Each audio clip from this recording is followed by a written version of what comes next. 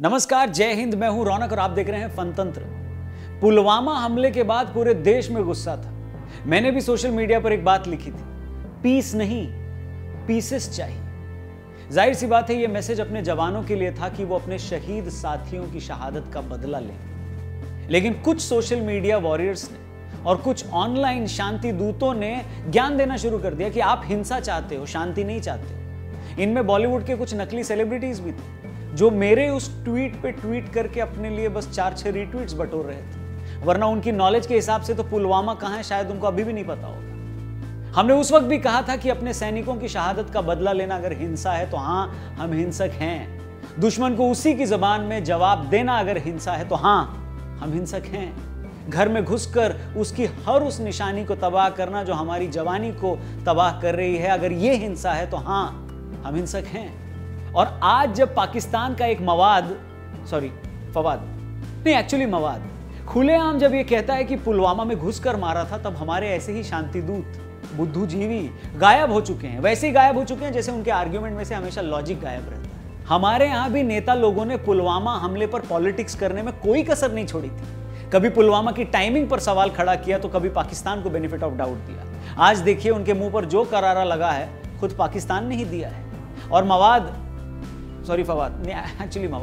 कि इस बयान से सबूत मांगो गैंग को, इससे बड़ा सबूत और क्या मिलेगा भाई। इससे पहले परसों भी पाकिस्तान के एक नेता ने वहां की नेशनल असेंबली में बताया था कि कैसे पाकिस्तान के सेना प्रमुख और वहां के फॉरेन मिनिस्टर कपकपाते पैरों, पसीने वाले माथे और फटी हुई डैश लेकर, डैश क्या है वो आप समझ चुके हो, हमारे वीर जवान अभिनंदन को छोड़ने के लिए जो मीटिंग चल रही थी उसमें पहुंचे थे कपकपाते हुए।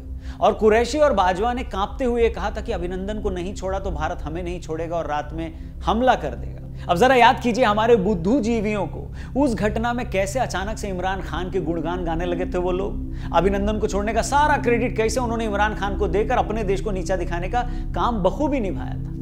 जो लोग तब इसमें पाकिस्तान का हाथ नहीं मान रहे थे, उन्हीं लोगों ने कल पाकिस्तान के मंत्री को इंडियन टीवी चैनल्स पर स्पेस देकर क्लैरिफिकेशन दिलवाया है। वाह रे पत्रकारिता, वाह तू कैसी है रे। और पता दिक्कत क्या है? दिक्कत यह है कि हमारे देश के कई नेता और अधिकांश सो कॉल्ड लिबरल्स मोदी से नफरत करते करते देश से ही नफरत करने लगे, उनको मालूम ही नहीं पड़ा। और इस नफरत का आलम यह है कि वो पाकिस्तान जैसे कंगाल मुल्क में भी अपना रहनुमा तलाशने लग जाते हैं। फिर चाहे मणिशंकर अय्यर पाकिस्तान जाकर मोदी को हटाने की मदद मांगे, या कोई नेता सर्जिकल स्ट्राइक के सबूत मांगे, या कोई लुटियन ब्रोकर भारत के दबदबे को इग्नोर करके इमरान खान को ही अपने आर्टिकल में हीरो बनाने पे तुल जाए।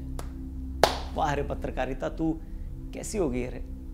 पाकिस्तान चाहता है कि हम जाति में बंटकर लड़ें और पाकिस्तान के हमारे देश में छिपे एजेंट्स फौरन भारत में उसी प्रोजेक्ट पर लग जाते हैं। पाकिस्तान चाहता है कि हम फ्रांस का बॉयकॉट करें।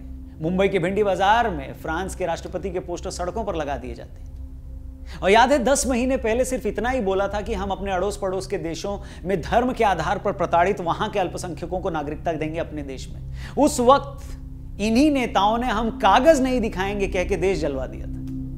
अमेरिका से लेकर के फ्रांस तक और दिल्ली से लेकर के बंगाल तक पूरी दुनिया एक ही पैटर्न को देख रही है। और वो पैटर्न क्या है ये सब जानते हैं, लेकिन फिर भी चुप हैं क्योंकि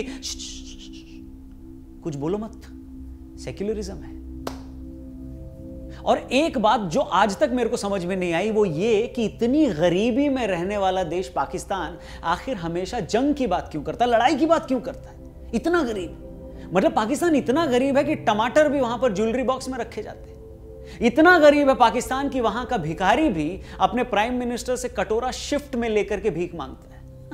पाकिस्तान इतना गरीब है कि वहां शान से ज्यादा नान बचाई जाती है और नान से ज्यादा डैश बचाई जाती है। ये वाला डैश वो पुराने वाले डैश से मिलता है। पाकिस्तान इतना गरीब एक्चुअली में कि गरीबी शब्द भी पाकिस्तान के बाद आया।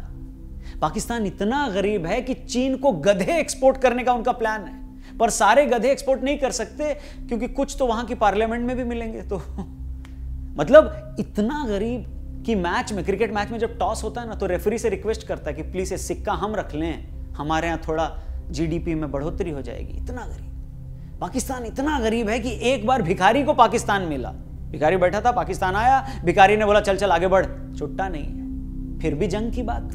अरे पाकिस्तान इतना गरीब है कि बालाकोट पे जो बम गिरे थे ना, उसका लोहा बेचकर पैसा कमाया था।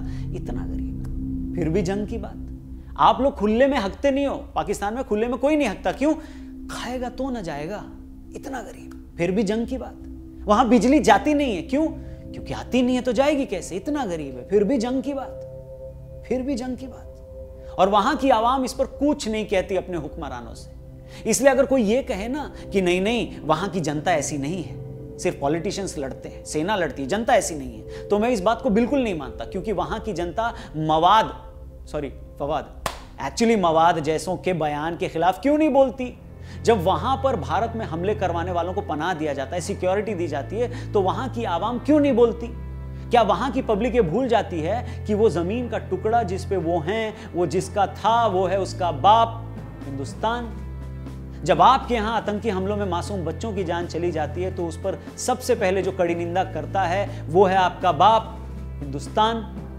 और जब सरहदी इलाके भूकंप की चपेट में आए, तो मदद के लिए सबसे पहले जिसने हाथ बढ़ाया वो था आपका बाप हिंदुस्तान।